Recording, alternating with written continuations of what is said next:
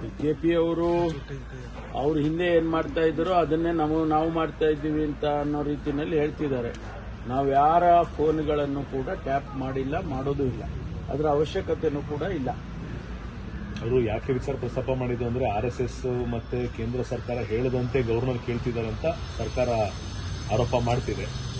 ಆರೋಪ ಮಾಡೋದಕ್ಕೂ ಫೋನ್ಗಳನ್ನೆಲ್ಲ ಟ್ಯಾಪ್ ಮಾಡೋದಕ್ಕೂ ಏನು ಸಂಬಂಧ ಇದೆಯಾ? ಅವ್ರು ಹಂಗಾದ್ರೆ ಆರೋಪಗಳು ನೂರಾರು ಆರೋಪ ಮಾಡ್ತಾರೆ. ದಿನ ಬೆಳಗ್ಗೆ ಆದ್ರೆ ನಮ್ಮ ಮೇಲೆ ನೂರಾರು ಆರೋಪ ಮಾಡ್ತಾರೆ.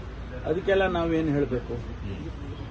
ಆರೋಪ ಮಾಡಿದ್ರು ಅಂತ ಹೇಳಿದ ಕ್ಷಣಕ್ಕೆ ಅವರ ಪರ್ಸನಲ್ ಇದಕ್ಕೆಲ್ಲ ನಾವು ಹೋಗ್ತೀವಿ ಅನ್ನೋದು ಶುದ್ಧ ತಪ್ಪು. ನಾವು ಯಾರದನ್ನು ಕೂಡ ಫೋನ್ ಟ್ಯಾಪ್ ಮಾಡಿಲ್ಲ, ಮಾಡೋದಿಲ್ಲ. ಇನ್ನೊಂದು ಚಾಲ್ತಿಗೆ ಬರದ ದ್ವೇಷ ಮಸೂದೆ ಕಾಯ್ದೆಯ ಆಧಾರದಡಿ ಒಂದು ನೋಟಿಸ್ ನೀಡಿರೋದನ್ನ ನಿನ್ನೆ ಪ್ರಶ್ನೆ ಮಾಡಿದ್ರು ಸುನೀಲ್ ಕುಮಾರ್ ಕಾರಜೋಳ ಅವರು. ಇವತ್ತು ಕೂಡ ನೀವು ಉತ್ತರ ಕೊಡಬೇಕು ಅಂತ ಬಯಸ್ತಾರೆ. ನಾನು ಕೌನ್ಸಿಲ್ನಲ್ಲಿ ಇದ್ದೆ, ನನ್ನ ಇಡೀ ದಿವಸ ಕೌನ್ಸಿಲಲ್ಲೇ ನನಗೆ ರೋಸ್ಟರ್ ಇತ್ತು, ಅಲ್ಲಿದ್ದೆ.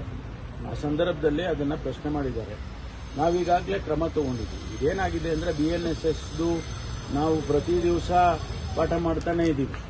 ಎಲ್ಲ ಅಧಿಕಾರಿಗಳಿಗೂ ಕೂಡ BNSSದು ಪಾಠ ಮಾಡಿ ಅವರಿಗೆ ತಿಳಿ ಹೇಳಿ ಅರ್ಥೈಸಿ ಎಲ್ಲ ಮಾಡ್ತಾ ಇದ್ದೀವಿ. ಈ ಮಧ್ಯದಲ್ಲಿ ಅವನು ಆ ರೀತಿ ಬರೆದಿದ್ದಾನೆ ಅಂತ ಹೇಳಿ ಆ ಇನ್ಸ್ಪೆಕ್ಟರ್ ಮೇಲೆ ಈಗಾಗಲೇ ನಾವು ಕ್ರಮ ತಗೊಂಡಿದ್ದೀವಿ. ಅವರಿಗೆ ಶಿಸ್ತಿನ ಕ್ರಮ ತಗೊಂಡಿದ್ದೀವಿ. ಈ ತಪ್ಪುಗಳು ಆದಾಗ ನಾವು ಅದನ್ನು ಸರಿಪಡಿಸೋದು ನಮ್ಮ ಕೆಲಸ, ನಾವು ಮಾಡ್ತೀವಿ. ಅದರದ್ದೇನು ಇವರು ಹೇಳಿದ ಕ್ಷಣಕ್ಕೆ ಏನಾಗೋದಿಲ್ಲ. ನೋ ಉತ್ಪ್ರೇಕ್ಷೆ, ನೋ ಊಹಾಪೋಹ.